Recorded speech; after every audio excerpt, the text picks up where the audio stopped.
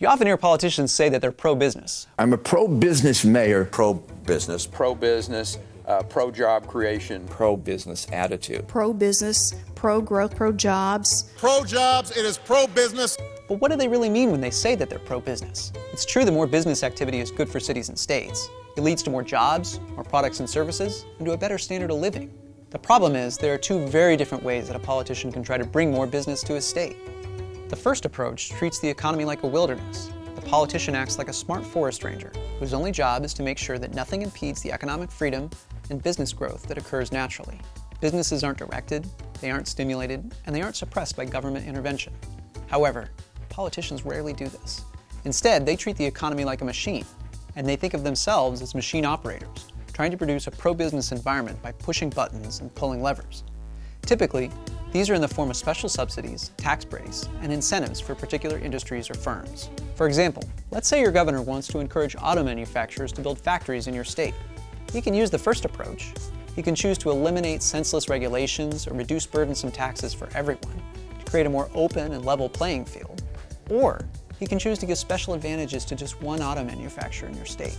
To a lot of people, this second approach makes sense. It creates jobs, right? But there are big problems when politicians try to create jobs through special handouts. The first is opportunity cost.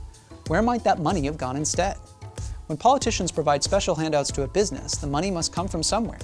Either everyone else's taxes must go up, or the amount of money available for public goods like law enforcement must go down.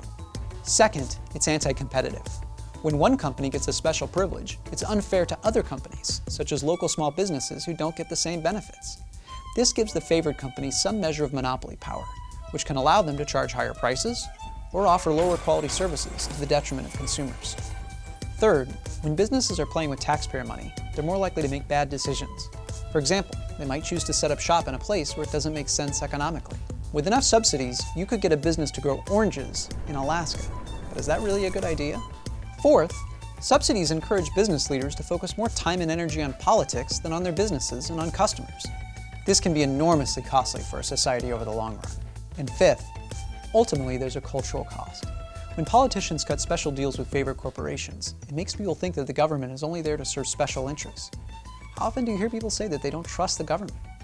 And it gives people the impression that success in capitalism is all about whom you know and not what you do. So whenever a politician claims to be pro-business, stop to look at what they actually mean by it. Are they proposing to lower barriers for all businesses to make it easier for everyone to succeed? Or are they just trying to favor a few firms at the expense of taxpayers, competitors, consumers, and the economy at large? The approach makes all the difference. What do you think? We would love to hear your thoughts in the comments below. To learn more, subscribe to Learn Liberty and check out videos related to this topic.